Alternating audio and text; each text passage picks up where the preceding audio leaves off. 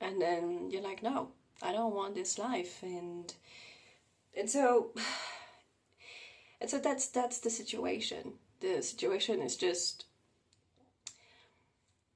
there's nothing I can do about the situation right now. I just need to sign the paper and send them back the paper and then ask the questions that I want to ask. But it's, I think I will still need like a whole day to fully digest it. And by the end of the day, I'll be able to find out all the questions I want answers from. But yeah, you know, it's life, and it's gonna happen all over again, and sometimes it happens for the greater good, that you know something was happening into your life and it had reasons to happen, and there's nothing you can change about it. But yeah, you will, for all of you who's gonna watch this video who got fired, um, I feel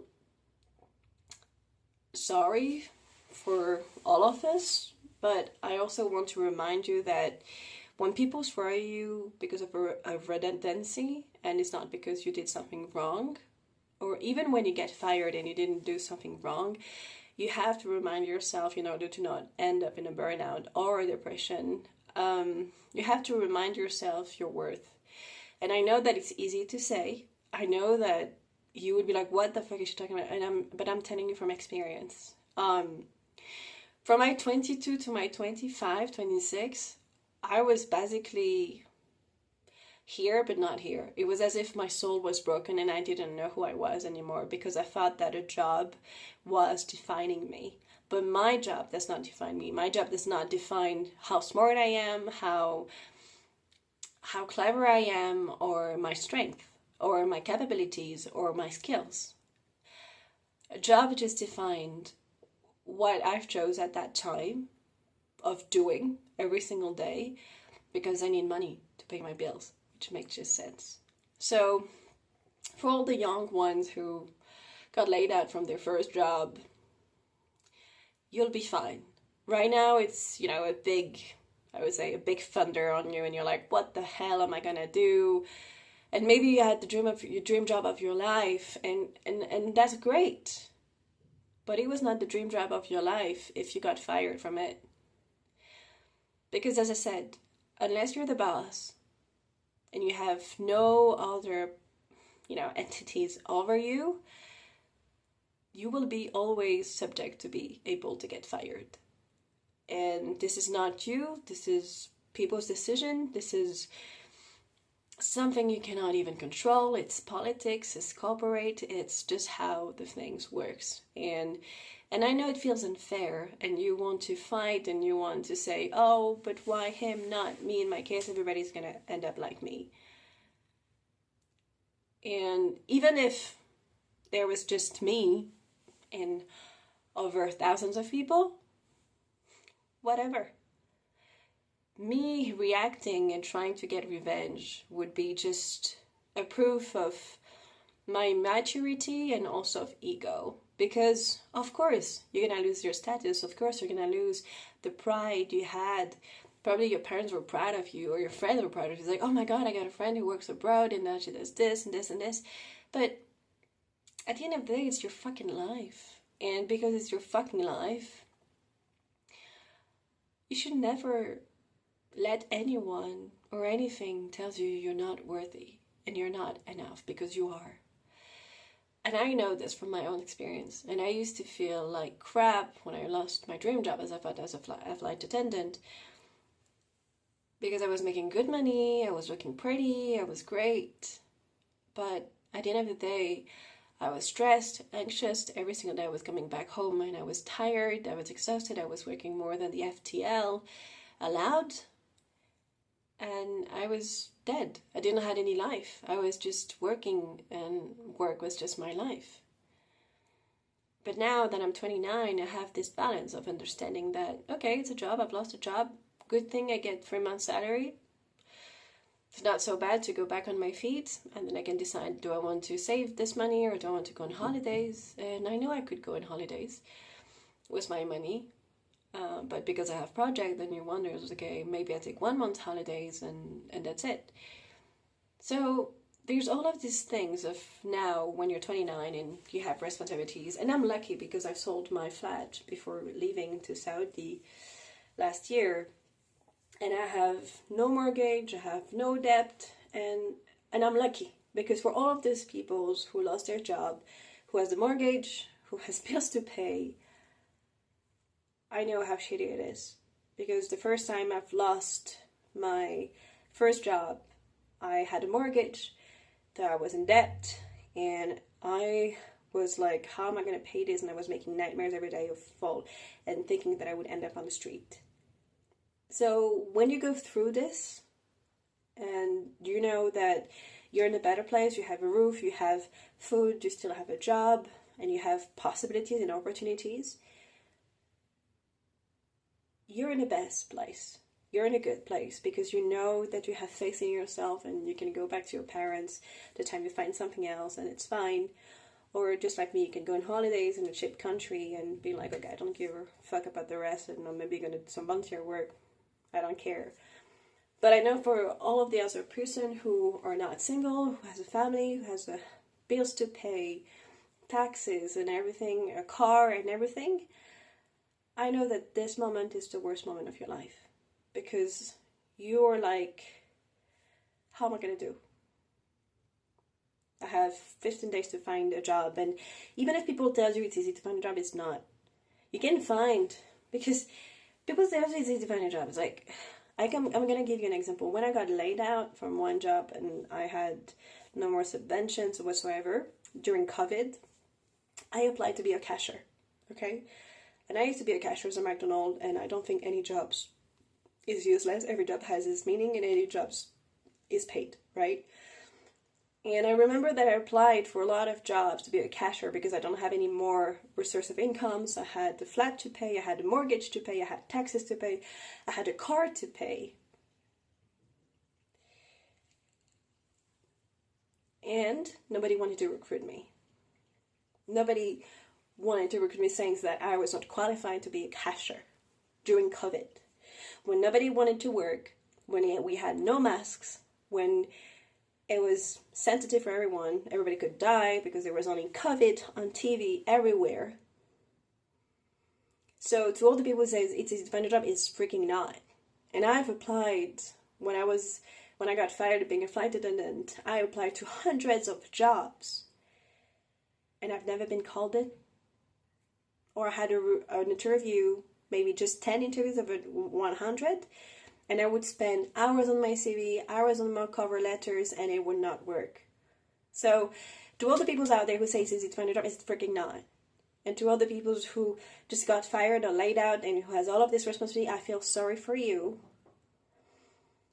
And I know it's not going to be easy, but you have to trust in you, in yourself, in your power, in your capabilities, in your strength, because you have no other options at that time. If you're lucky enough, you have parents who can help you. If you're lucky enough, you have friends who can, you can stay at their place. But if you're not lucky enough, I know what's the worst case is to end up on the street and to become homeless. And I wish that for no one. I'm lucky enough that I've never been in this situation, but I could have had. And so coming from this to now being a better place and being like, okay, now I don't have anything and this money is enough for me to find something else.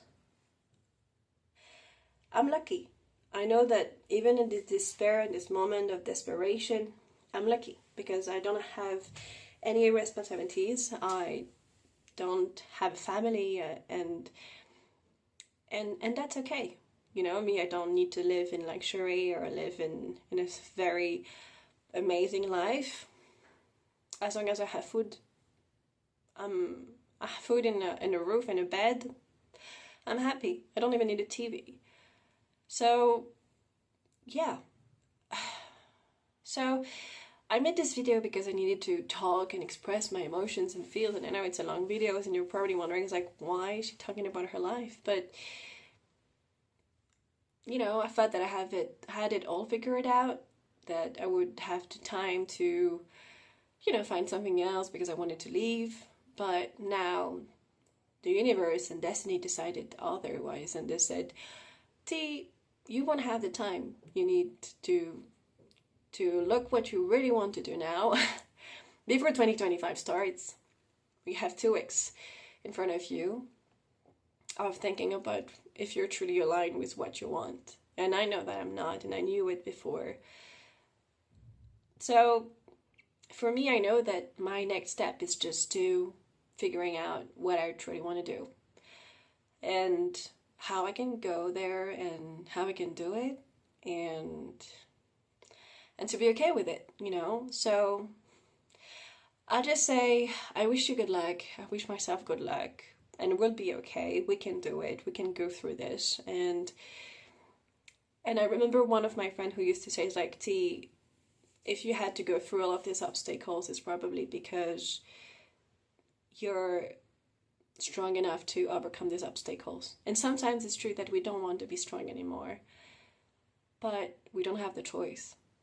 And I believe that if this happened, it's because there's something better for me out there, and that I have to believe in the process, that I have to take a leap of faith, and just to be like, it is what it is, and we need to move on forward. Because we could argue and think and wonder why over and over again, but it's not going to change anything. It's just life, and there's nothing you can do to change the thing, because it's not a you thing, it's a them thing. And it's the same with relationships.